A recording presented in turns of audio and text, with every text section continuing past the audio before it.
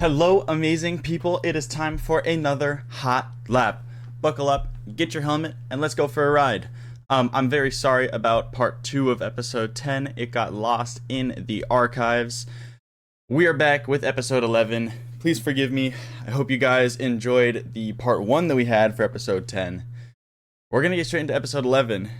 We got the Miami Grand Prix, the Grand Prix that is in fact closest to my home, and we will have a little story time about that in a minute. This week we're going to be diving into the worlds of Formula 1 and NASCAR as we take a look at the Miami Grand Prix. Formula 1 took place over this weekend. We had another sprint race weekend, and we have quite a lot to go over, from special liveries to on-track action. We will also be looking into the NASCAR race that took place in Kansas over the weekend. But ladies and gentlemen, without further ado, let's jump right into our Formula 1 segment.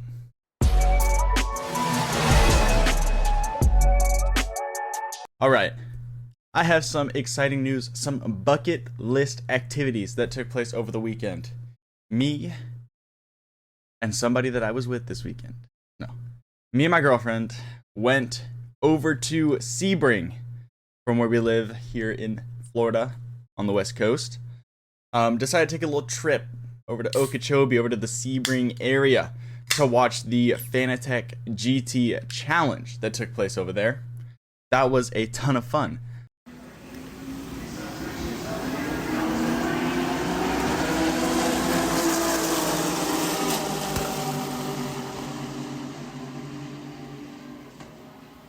However, by about 1:30 that day, we were out of races to watch. So we decided, hey, we're already halfway to Miami. You know, there's events happening. There's people that we want to see in Miami. There's celebrities, certain celebrities that are very high class people. You don't know who I'm talking about. You damn well should, because it was the Formula 1 drivers that were in Miami. My girlfriend and I spontaneously decided, in about 30 minutes it took us to research the tickets, to go and watch the Formula 1 Crypto Miami Grand Prix the same day that it was happening. So that would be Sunday. On Sunday, we went over and we watched the Grand Prix. It was my first time going to a Formula 1 Grand Prix. It was absolutely a bucket list activity, and we are going to go through my personal experience as well as the normal events that take place. We'll go through those first, and I'll kind of throw in little bits and pieces of my experience as we're talking about it. So in the world of Formula 1, we have major McLaren upgrades. That was the name of the game in Miami, Florida. That was the talk of the town, is McLaren.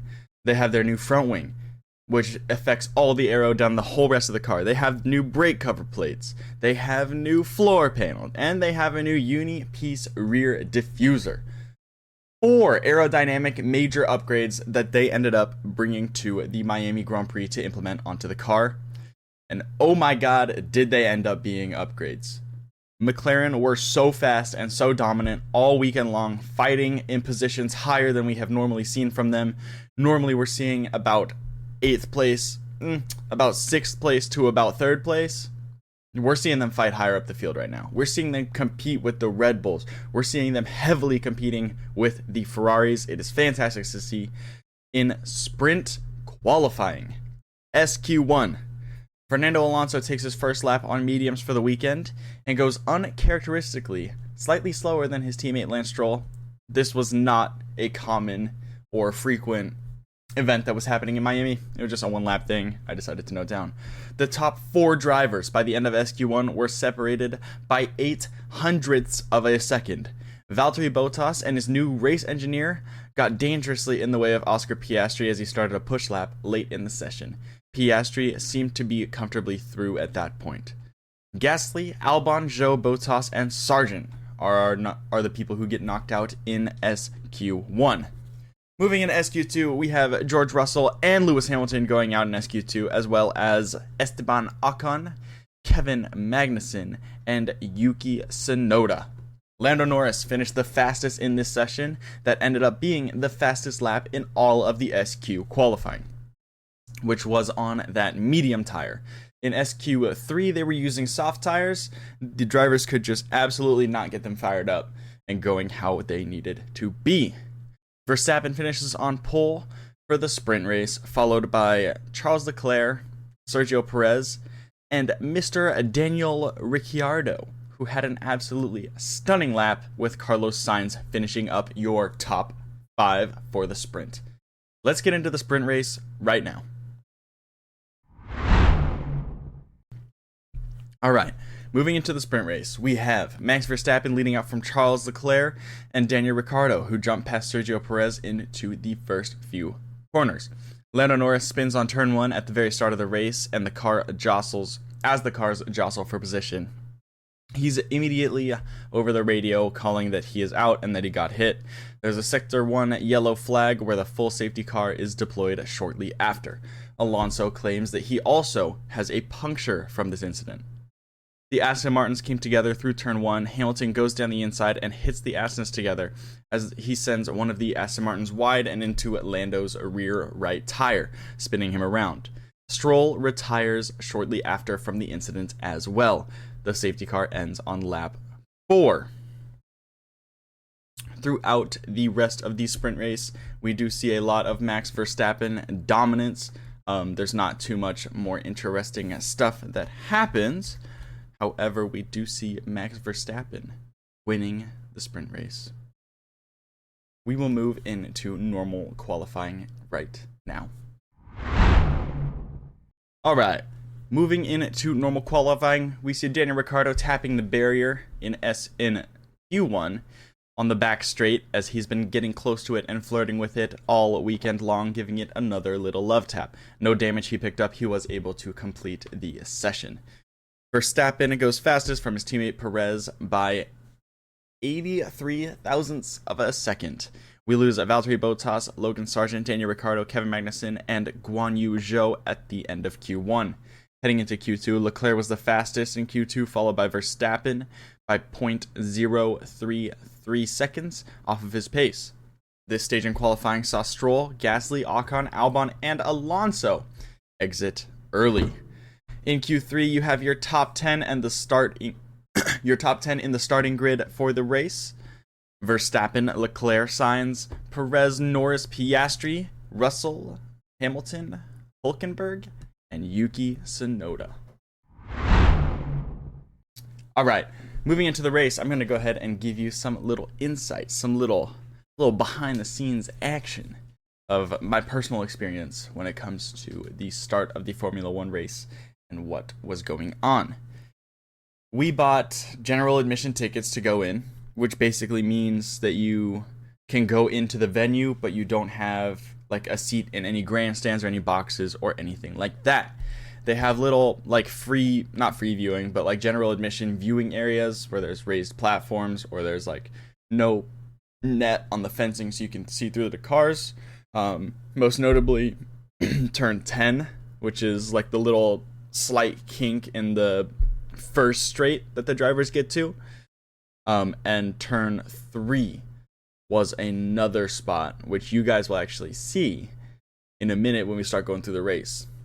However, we got there, and you walk through the gates. It was actually kind of a long walk from where we parked, and we walked through the gates, and we could hear them doing the formation lap. We could hear the drivers going to the grid. We're getting ourselves situated. By the start of the race, we still do not know that the viewing area in turn 3 and turn 10 exist. So we are actually trying to buy grandstand tickets at this point to go and have a seat.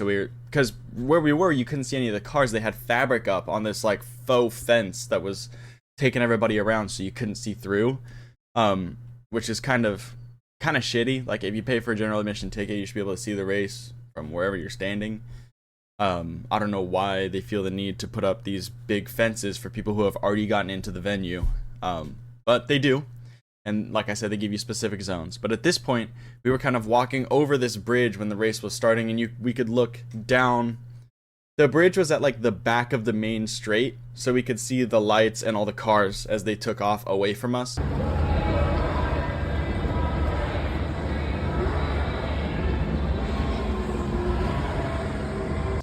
But they forced you to keep walking down the bridge because you couldn't stand on it because it was too good for viewing or whatever the hell they were doing. I don't know what they were doing. But anyways, we'll move into some race news now. Verstappen leads the field out as he got a good start, unlike the man in P2 next to him, Charles Leclerc, who falls behind his teammate Carlos Sainz almost immediately.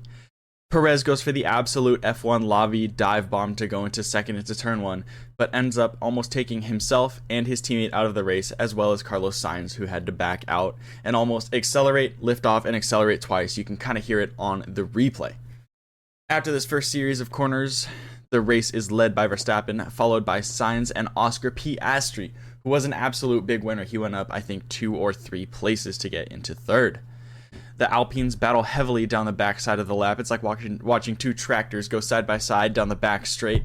Gasly comes out ahead of that battle, who then slips past Alonso into 12th a lap later. Oscar Piastri takes P2 off Charles Leclerc on lap 4, again showing off that absolute rocket ship that McLaren have built in the papaya colorway, competing with the likes of Ferrari and even Red Bull. A weird overtake, as Charles just kind of left the door open into the last corner, but an overtake nonetheless for the McLarens. Perez was noted for a false start after his investigation is conducted by the FIA for the dive bomb into turn 1, with no further action necessary. Hamilton and Hülkenberg come close together. Hamilton reports almost crashing, as though it looks as it is just a good racing strategy, good racing incident between the two. 1 lap later, on lap 8, Lewis locks up and lets Nico through.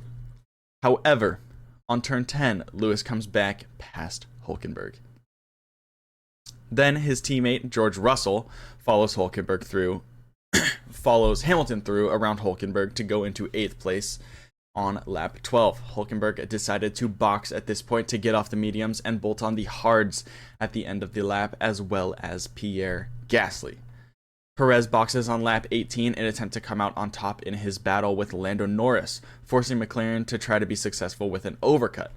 However, McLaren then come over the radio and tell Lando Norris to not worry about the battle with Sergio Perez behind, but to rather battle with Sainz ahead of him, as that would be the more beneficial kind of fight to be a part of. They weren't too worried about Perez at this point. They were kind of doing their own thing with Sainz in front. Leclerc boxes on lap 20 after being instructed to do the opposite of what the other McLaren of Oscar Piastri was doing. He comes out in 6th between the 2 Mercedes. This was a slight problem for Charles Leclerc, as the Mercedes that was in front at this point was Lewis Hamilton, who was on hard tires and was trying to extend his stint as long as possible. Max Verstappen hit a cone into turn 15 on lap 22 to bring out the virtual safety car. Max boxed under his own VSC and came out in 4th place. Russell is the next to box a lap later. Piastri and Carlos Sainz box at the same time, giving Lando Norris the lead without a pit stop yet, followed by Verstappen, Leclerc, then Piastri and Sainz. On lap 28, Kevin Magnussen and Logan Sargent go off the road. Logan Williams slides into the barrier. Magnussen is able to drive off. Sargent's home race ends early. Now, remember how I was saying that the viewing access was to turn 10 and turn 3. Well, I happened to be standing right at turn 3 when this incident happened. It literally happened right in front of me. I have a video from somebody who was standing next to me who captured the whole thing. Here you go.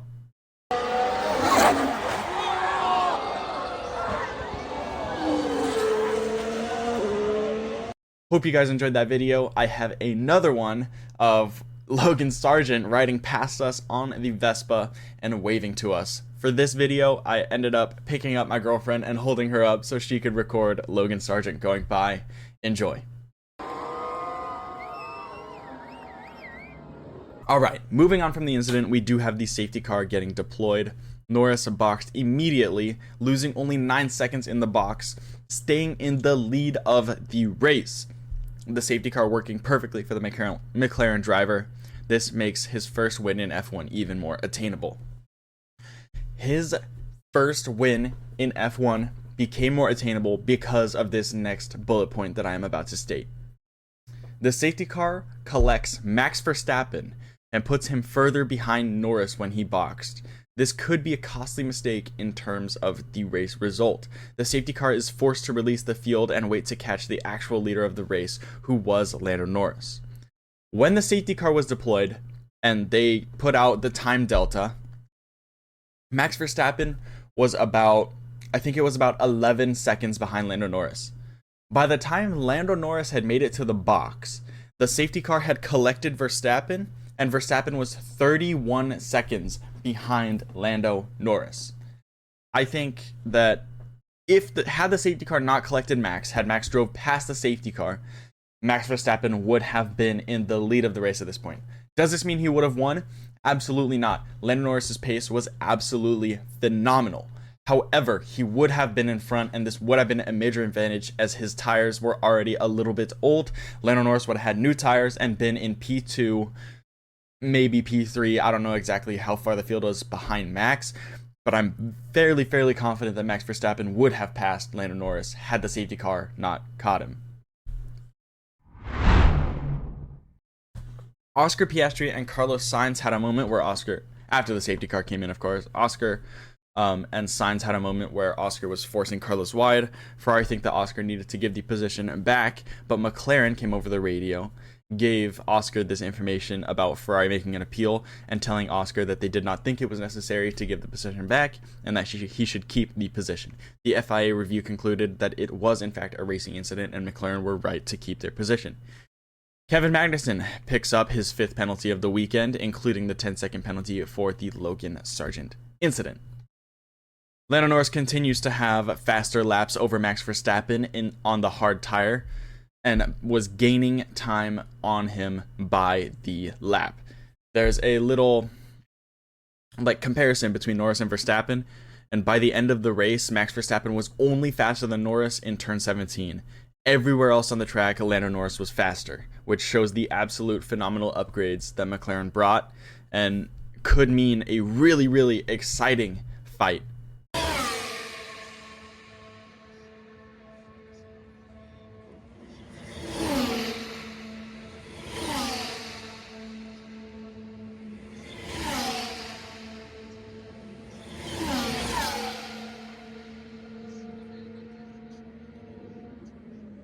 For the championship this year, especially with Ferrari bringing the upgrades that supposedly they have for the next couple of races. On lap 40, Carlos Sainz takes 4th place off Oscar Piastri. He fights back to get around Sainz, but sends it too deep into turn 1, and Sainz comes out of the battle victorious. Kevin Magnussen gets noted for serving the time penalty incorrectly, adding possibly another points to his super license. He is now on 9.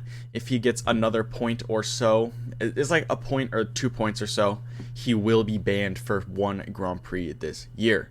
Piastri is overtaken shortly after by Perez and Hamilton, and eventually the rest of the field, where he falls and ends up in P18, only in front of K-Mag himself. Lando Norris, ladies and gentlemen, wins the Miami Grand Prix. I've got another little video from where we were on the podium. Possibly, not sure, because there was kind of a tree in our way. I don't know if I'll show you that, but I'll throw some other clips and stuff in right now.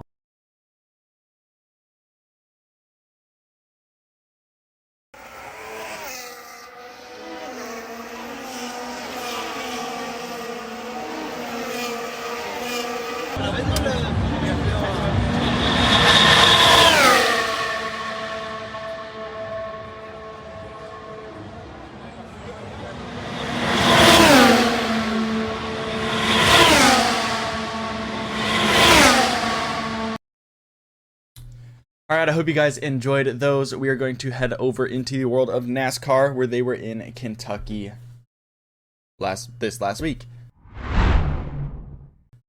The Advent 400 gets kicked underway at the end of lap 1. The Yahoo Camry of Bell leads from Busch Camry of Chastain as the field got settled into their groove.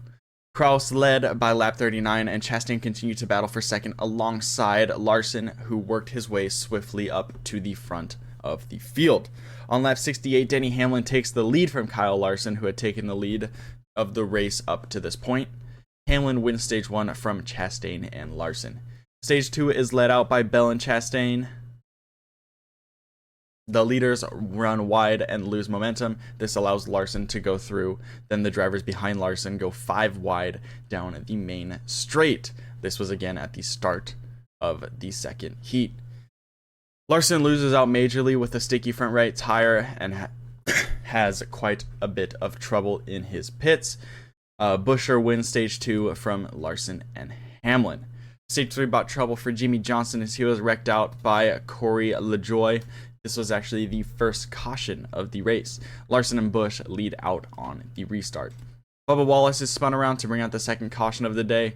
This was on the back straight by Cindric, who spun up high and shot back down the track to hit Wallace's rear and spin him around himself. With 70 to go at the restart, we have Busch and Larson leading out the cars.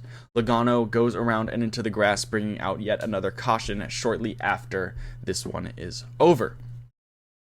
Buescher gets past and clear of Denny Hamlin for the lead after the pit stop sequence that brought some of the drivers in for fresh tires and fuel. Hamlin takes back the lead from Buescher shortly after. Kyle Busch sends it around with 7 to go, ruining his solid weekend so far, and we are almost up to 4 wide with 2 laps to go in Kansas when the restart comes into overtime. Eventually, Buescher and Larson go out front and side by side over the line, causing a photo finish. Buescher and Larson's pit crews were both celebrating. When the photo finish comes back, Larson is seen to be winning only by the front splitter of his Nascar. I hope everybody who decided to come and hang out with me for about 20 minutes or so really enjoyed your time here. I enjoyed being here with you guys. Don't forget, everything that I got for you will be linked down below. Feel free to follow my socials. Those will also be down in the description below. Don't forget to leave a like, subscribe, follow me on my socials. Come back next week as we go over race results and key moments in the motorsporting world. Until next time, don't forget to brake late and accelerate early.